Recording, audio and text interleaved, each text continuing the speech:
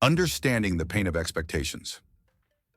Have you ever felt the sting of unmet expectations in a relationship? Maybe it was a friend who didn't show up when you needed them, a partner who didn't meet your emotional needs, or a coworker who let you down. The pain of these moments often goes deeper than the action itself. It stems from the invisible expectations we place on others.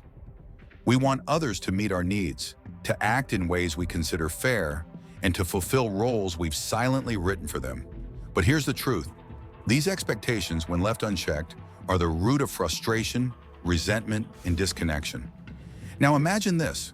What if you could let go of those expectations? What if you could build relationships rooted in authenticity, empathy, and mutual respect instead of frustration and control? Today on Inner Map, we'll explore the ancient Stoic wisdom of detachment, not as indifference, but as a practice of freedom and connection. This journey will guide you toward releasing what you cannot control and focusing on what truly matters in your relationships. Let's dive in. The hidden weight of expectations. Expectations often operate like an invisible script we write for the people in our lives. We imagine their lines, actions, and responses, assuming they'll know their part. But here's the issue. They rarely see the script, and even if they do, they might not agree with the role we've assigned them. Consider this. Have you ever thought, if they cared about me, they'd know what I need? Whether it's a missed text, forgotten plans, or a lack of emotional support, the pain we feel often stems from a deeper belief that others should act according to our unspoken standards. Expectations feel natural because they're shaped by our upbringing, culture, and personal values. For instance, if you grew up in a family that celebrated birthdays extravagantly, you might feel hurt when a friend treats yours casually. To you, the expectation is obvious. To them, it might not even register.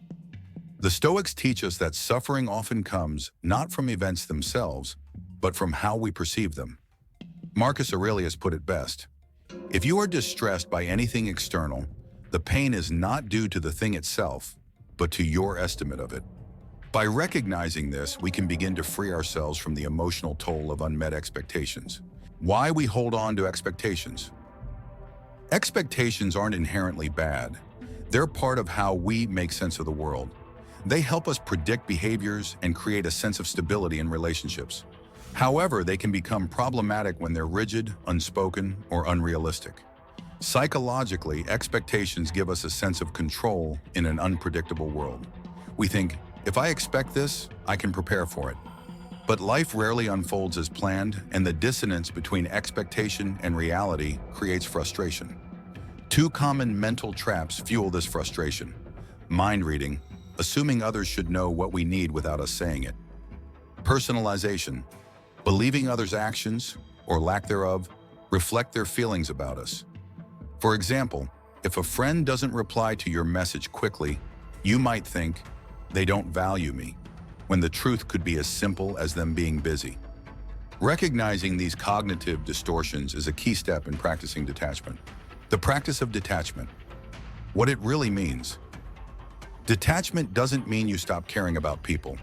Instead, it means you stop tying your emotional well-being to their behavior. Epictetus taught that we only control our own thoughts, actions, and choices, not the actions of others. Detachment shifts your mindset from, what should they do, to what can I control? It's a small but profound change that frees you from the frustration of trying to manage things beyond your reach. For example, instead of expecting a partner to always know how you feel, communicate openly about your needs. Instead of resenting a friend for not being available, appreciate the moments they are present. Detachment allows you to see others as they truly are, complex, imperfect individuals navigating their own challenges, rather than as characters in your personal narrative. Practical steps to apply detachment.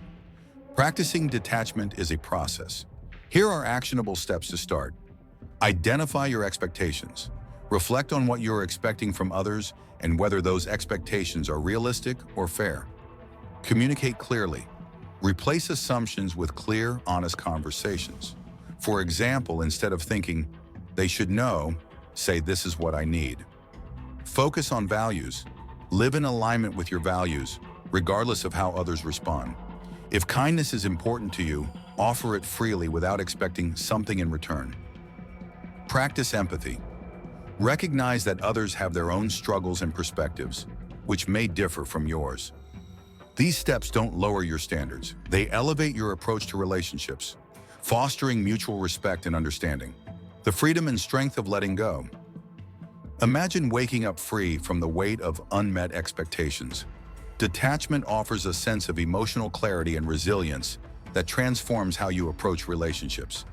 You stop seeking validation and start appreciating people for who they are, not who you want them to be. This shift creates space for deeper connections and greater inner peace. The Stoics remind us, it's not what happens to you, but how you react to it that matters.